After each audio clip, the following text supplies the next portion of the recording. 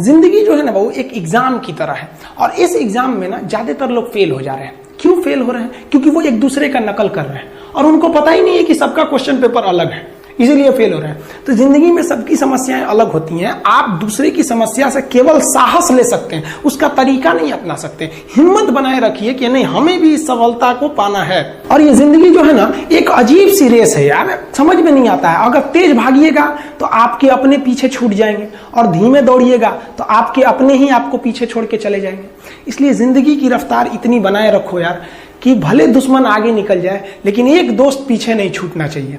अपने जिंदगी में हौसला बना के रखिए। पतंग को पता होता है कि उसका अंत एक कचड़े में जाकर होगा, लेकिन उससे पहले उसे आसमान छूकर दिखाना होता है। देखिए, सफलता और असफलता में थोड़ा सा अंतर है। सफलता आपका परिचय दुनिया के सामने कराएगी और असफलता दुनिया का परिचय आपसे करा देगी। इसलिए सफल जरूर होइए।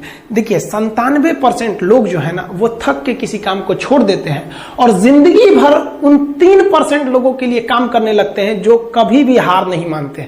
मेहनत बता देता है कि परिणाम कैसे मिलेगा, वरना परिणाम तो बताता ही है कि आपका मेहनत कैसा था। पहाड़ों को चीरते हुए जब नदी निकलती है ना तो कभी नहीं पूछती है कि समुद्र अभी कितना दूर है, और नदी में गिरने से तो कभी किसी की मौत नहीं होती है। मरता तो वही है जिसे तैरना नहीं आता है।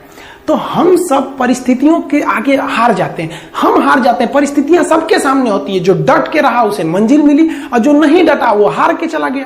जब हमारे पास परिस्थितियां आती हैं, हम घिर जाते हैं चारों ओर से, तो हम परिस्थितियों को दोष देने लगते हैं, न कि उस परिस्थितियों से निकलते हैं। कोई मस्जिद जाता है, कोई मंदिर जाता है, कभी सोचा है भगवान को कितना बुरा लगता होगा? सोचते होंगे कि बंदा केवल हमसे मांगने ही आता है, यार कभी मिलने भी आया करो। हमको तो लगता है किसी दिन भगवान निकल के बोलेंगे कि यार केवल तुम लोग हमसे मांगने ही आते हो, कभी मिलने भी आया करो। तो भगवान से या अल्लाह से सबसे एक दुआ मांगिए कि आप हमको मुसीबत देना है, आप दीजिए। आप जिस तरह से हमें खुशी देते हैं उसी तरह से हम आपके दिए गए दुखों को भी अपनाएंगे, लेकिन हाँ, उस दुख से लड़ने की हिम्मत भी जरूर दीजिएगा। और सबको अपने अपने कर्मों का पता होता है, यूं ही गंगा किनारे इतनी भीड़ नहीं लगी रहती।